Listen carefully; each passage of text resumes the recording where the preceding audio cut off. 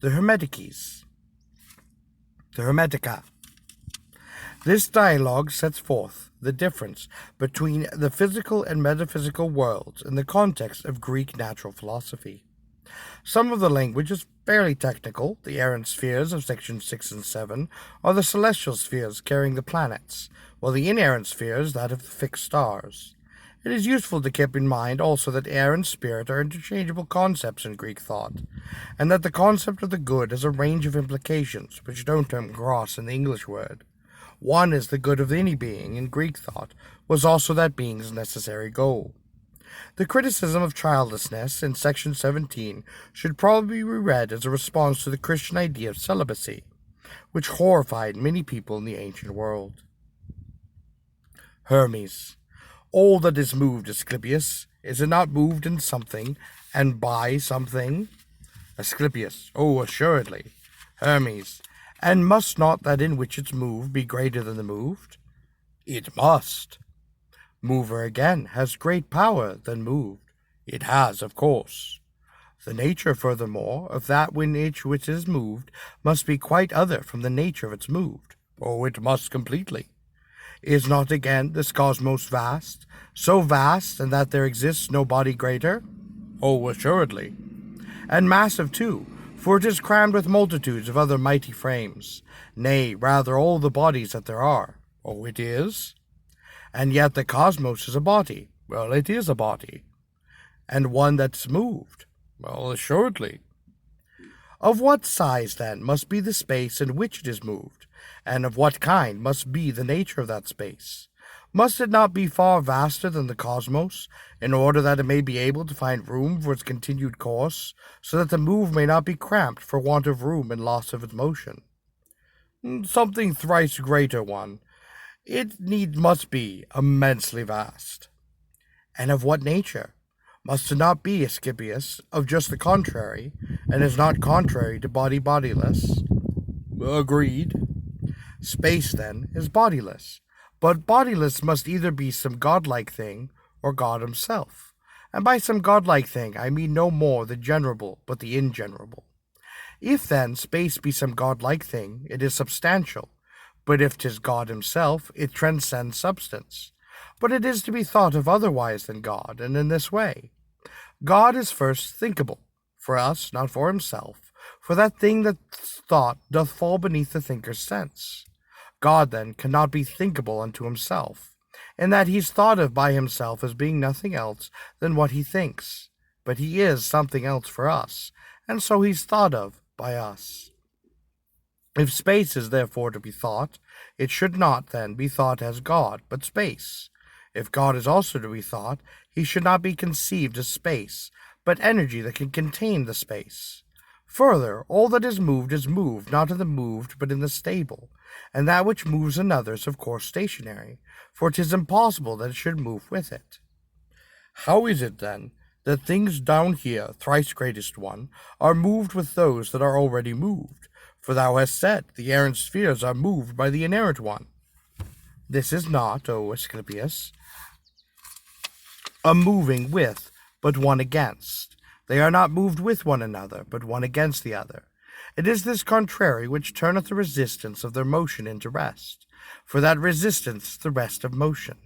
Hence, too, the errant spheres, being moved contrarily to the inerrant one, are moved by one another by mutual contrary, and also by the stable one through contrary itself. And this can otherwise not be. The bears up there, which neither set nor rise, thinkest thou they rest or move? Well, they move, thrice great one. And what's their motion, my Asclepius? Motion that turns forever round the same. But revolution, or motion round same, is fixed by rest, for round the same doth stop beyond same. Beyond same, then being stopped, if it be steaded in round same, the contrary stands firm, being rendered every stable by its contrary. Of this I'll give thee on earth an instance, which the eye can see. Regard the animals down here, a man, for instance, swimming. The water moves, yet the resistance of his hands and feet give him stability, so that he is not borne along with it, nor sink thereby. Thou hast, thou greatest one, adduced a most clear instance. All motion, then, is caused in station, and by station. The motion, therefore, of the cosmos and of every other helic animal will not be caused by things exterior to the cosmos, but by things interior to the exterior, such things as soul or spirit, or some such thing incorporeal. 'Tis not its body that doth move the living thing in it, nay, not even the whole body of the universe or lesser, body even though there be no life in it. What meanest thou by this, thrice greatest one? Is it not bodies, then, that move the stock and stone and all the other things inanimate? By no means, Asclepius.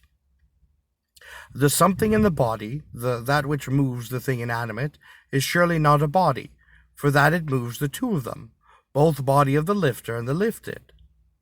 So there's a thing that's lifeless will not move a lifeless thing. That which doth move another thing is animate, and that it is the mover.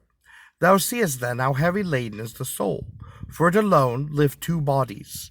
That things moreover are moved in something, as well as moved by something, is clear. Yea, O thrice greatest one, things moved must needs be moved in something void. Thou sayest well, O my Asclepius, for not of things that there is void, alone is not void, and stranger to substance, for that which is substance can never change to void. Are there then, O thrice greatest one, no such thing as an empty cask, for instance, in an empty jar, a cup and vat, and other things like unto them? Alack, Asclepius, for the far wandering from the truth. Thinkst thou that things must full and must replete or void? How meanest thou, thrice greatest one? Is not air body? It is. And doth this body not pervade all things, and so pervading fill them? And body, doth body not consist from blending of the four?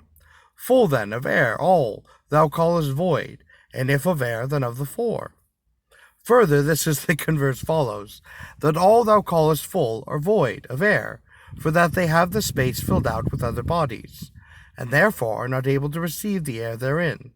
These then which thou dost say are void, they should not be hollow named, not void, for they not only are, but they are full of air and spirit. Thy argument, thrice greatest one, is not to be gainsaid. Air is a body, further it is this body, which doth pervade all things, and so pervading fill them. What are we then to call that space in which that all doth move? The bodiless. What then is bodiless? 'Tis mind and reason, whole out of whole, all self-embracing and free from all body, from all error free, unsensible to body and untouchable, self-stayed in self, containing all and preserving those that are, whose rays, to use a likeness, are good, truth, light beyond light, the archetypal of soul. What then is God? Not any one of these is he, for he it is that caused them to be, both all and each and every thing of all that are, nor hath he left a thing beside that is not, but they are all from things that are, and from things that are not. For that the things that are not have naturally no power of being anything, but rather have the nature of the inability to be, and conversely the things that are have not the nature for some time not being. What sayest thou ever then God is? God therefore is not mind, but cause that the mind is. God is not spirit, but cause that the spirit is. God is not light, but cause that the light is. Hence should one honor God with these two names, the Good and the Father, names which pertain to him alone and no one else.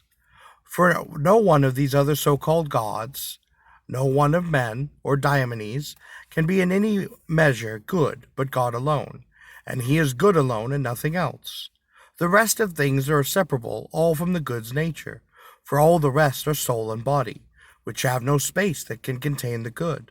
For that is mighty is the greatness of the Good as is the being of all things that are, both bodies and things bodiless, things sensible and intelligible, things that thou, therefore, might us call good, for thou wouldst impious be, nor anything that all that any time call good but God alone, for so thou wouldst again be impious.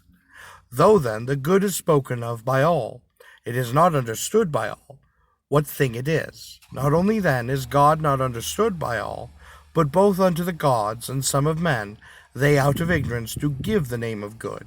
though they can neither be or become good, for they are very different from God, while good can never be distinguished from him, for that God is the same as good. The rest of the immoral ones are natheless honored with the name of God, and spoken of as gods. But God is good, not out of courtesy, but out of nature. For that God's nature and the good is one. One is the kind of both, from which all other kinds proceed. The good is he who gives all things and not receives. God then doth give all things and receive not. God then is good, and good is God. The other name of God is Father, again because he is that which maketh all. The part of Father is to make. Wherefore child-making is very great, and a most pious thing in life for them who think aright, and to leave life on earth without a child, a very great misfortune and an impiety, and he who hath no child is punished by the daemons after death. And this the punishment, that the man's soul who hath no child shall be condemned unto a body that neither man's nor woman's nature or thing accursed beneath the sun. Wherefore, Asclepius, let not your sympathies be with the man who hath no child, but rather pity his mishap, knowing what a punishment abides for him. Let all that has been said, then, be to thee, Asclepius, an introduction to the gnosis of the nature of all things.